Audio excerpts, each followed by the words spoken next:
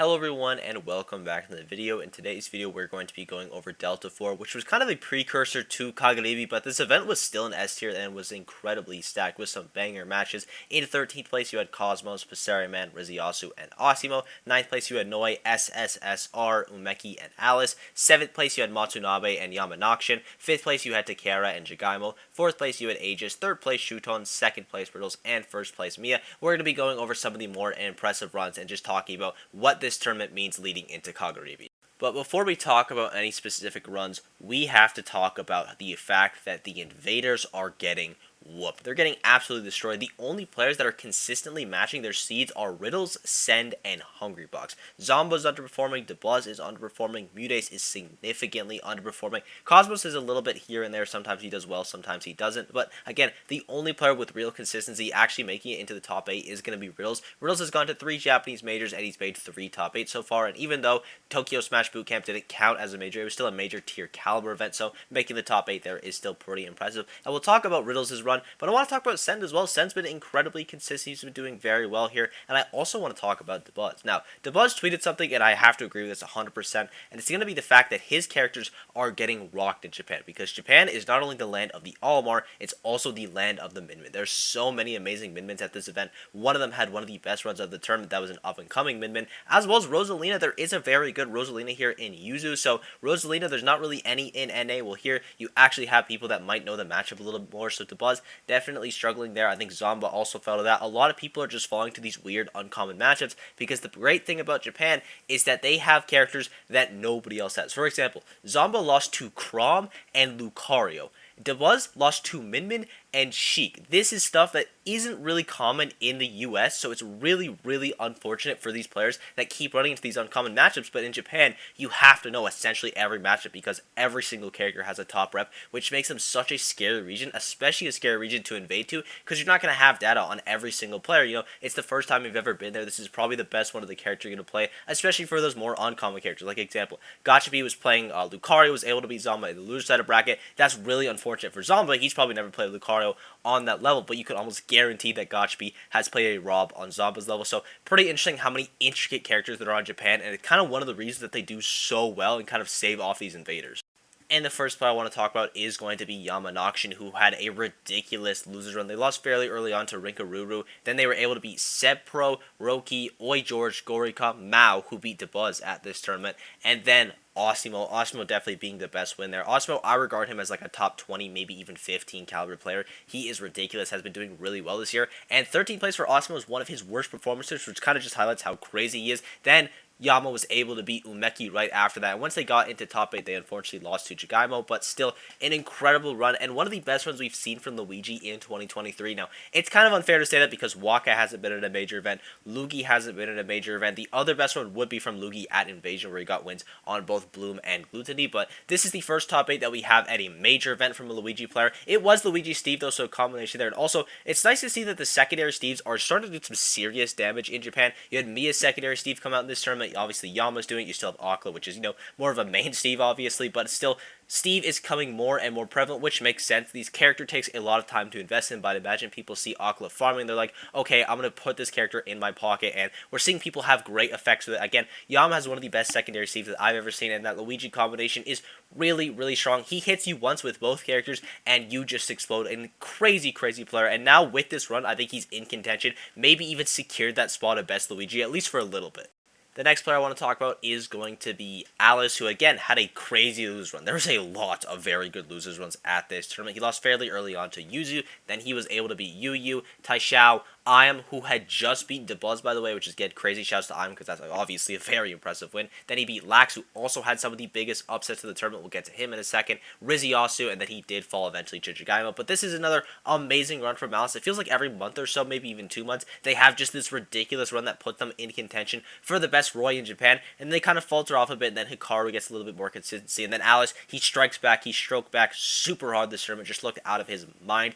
And I think if he keeps playing at this level, he could be considered the best Roy in Japan. Maybe even the world with Salt 1 not doing as well. Now, Salt 1, it seems like he's returning back to form. The last couple tournaments he's been going to, he's been doing pretty well. We just haven't really seen a ton of him because NA doesn't really have any majors right now. But that spot for best Roy, it's more up in the air than it's ever been. Again, it's probably still Salt 1, and if it's not Salt 1, it probably goes to Hikaru or even Goblin. But Alice is definitely someone that you want to throw in contention for maybe second best Roy. He is ridiculous, and this is just another amazing run from him.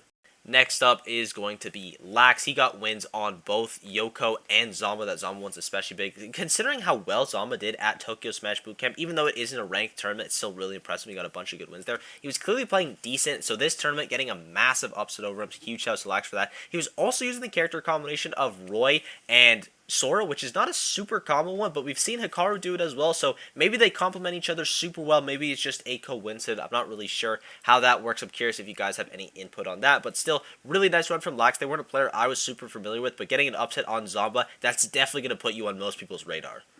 And next up, we have to talk about my favorite run of the tournament. That is going to be done by Aegis. Aegis, of course, piloting the Terry. They were able to get a big upset on Munikin in the pool side, and then had a crazy winner's run back at beating Tai Xiao, Mao, who had just beaten Dabuz, Jigaimo, who had just beaten Oshimo, and is also Jigaimo, the best Palutena player in the world. And then in the winner's side of top 8, they did fall to Riddles in the best set of the tournament, at least in my opinion. I just love Terry in general. There was a Terry Ditto for the first 2 games, then unfortunately, they left up open FD, and Riddles just went Kazuya, and we're not going to talk about that game, but let's just say it was pretty fast. They were able to win Game 4, and Game 5 went to Riddles. Such a banger set. Really, really enjoyed this one. And they'll lose a set of bracket. They were able to get another win onto Carry, getting them in 4th place after losing to Shuton, and this gives me so much faith, because normally when players make top 8 for the first time, especially like Aegis hasn't really had too many runs like this. This is his best run by far. Usually when they make top 8, they bust her out immediately. You know, all the pressure starts getting them. They made their big goal of top 8. They just can't handle it, and they fall out right away. But he had 2 very close sets. He was able to take one of them over to Kara. Just looked incredible, and he's playing Terry. The Terry propaganda, it can finally begin. This character is ridiculous. We saw Riddles and Aegis playing amazing with him. We'll talk about more Riddles in a little bit, but Aegis looked ridiculous. His conversions were unreal. His comeback game was insane. I'm just so happy that he was doing well, and I really, really want to see him do well at Kagaribi because he's just such a fun player to watch. I also want to give mention to another Terry player that did really well this event, and that is going to be female Corrin's beautiful legs doing down air, beating a Torie. That is a massive upset for them. So Terry propaganda, keep it spreading. Really, really proud of y'all. The next player I want to talk about is going to be Chicken. They were able to get wins on Takai, Tamigo, and Mudes. Mudes obviously being the biggest one there. And does this make him the best Diddy Kong in Japan? And the answer to that is, I have no idea. The amount of Diddy Kong players there are in Japan is unreal, and people are now secondarying the character a ton, like Passeriman. You have Niatono kind of switching his focus to the character. There's so many amazing Dittos. There's Ryuo, like, it's actually unreal, and it feels like it's been a little bit since we've had a massive run from Chicken, so really happy that he did well here. He's such a talented player, and we're going to have to see if he's able to take back that title of best Diddy Kong. I feel like he held it for a little bit. It was Etsuji for a little bit, but now Etsuji doesn't play, so it was kind of up in the air again. Like, there's so many players that can be considered the best Diddy Kong in Japan because that character is extremely common there. Next up, I want to talk about Matsunabe, who had another one of these crazy lose run. Again, there was a lot of them happening at this event. He was able to get wins on Kuro Tamago, Kananabe, Shirasu, who was able to beat Torie, so that's obviously a big win. Then he beat Send, Passeriman, and SSR to be able to make the top 8. And once he was in top 8, he did lose right away to Takara, but still an amazing run from Matsunabe. Was able to overperform Masa, which is a pretty big deal. You know, that competition at Best Falco seems like it was leaning towards Masa's favor, especially after Gen 1.1, but now you have this amazing run here from Matsunabe, so really curious to see who gets that Best Falco title, if it's either of them, because Tilde could just come in and snatch it up at any moment.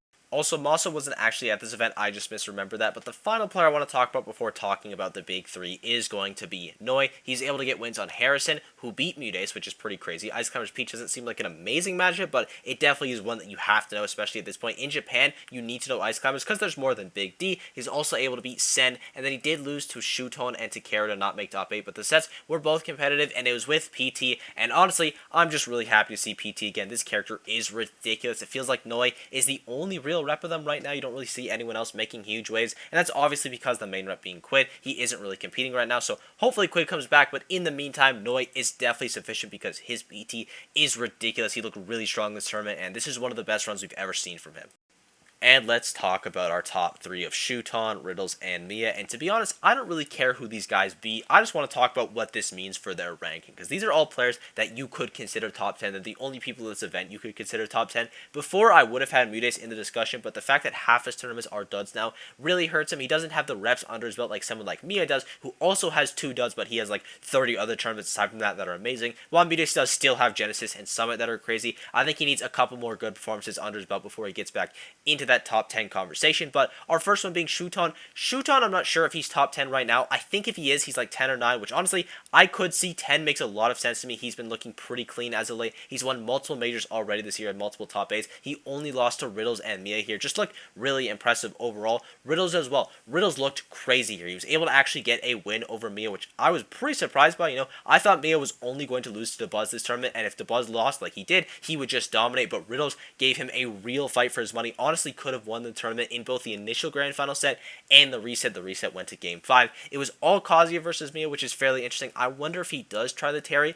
I doubt it, because he was able to get a win in the winners final, so the Kazuya, it clearly works. Even though it didn't work in the grand finals, it's able to do the job. So really, really good performance from Riddles. I'd probably put him at this point at 6 or 7 or 8. For me, it's kind of tough because I want to put Sonics at 6 or 7, but he haven't really been traveling a lot. Riddles has a lot more majors under his belt, and he has similar performances. His only bad one's going to be Genesis. So for right now, I would put Riddles at 7th, which means Light is going to be 6th, and Miya is at 5th. I think with this major win, you kind of have to put Miya at 5th. Now, this is partly because, again, we haven't really seen a lot from Light. This is kind of hurting Light and Sonics right now. They just don't have as many tournaments as the people above them do. Miya has so many tournaments, and even though he does have a couple bad results, which Light and Sonics don't have, he has like 3 or 4 major wins, and this is just another one added to the belt. He has multiple top 10 wins along the way. He has just been looking so dominant as of late. He's been doing it through winner's side. He's been doing it through loser's side. He's been using both Game & Watch and Steve. Miya is just ridiculous. I have him at top 5 right now, barely out of that P tier, really, really close to it by now. I think him and Light are fairly interchangeable. I think Riddles and Sonics are interchangeable.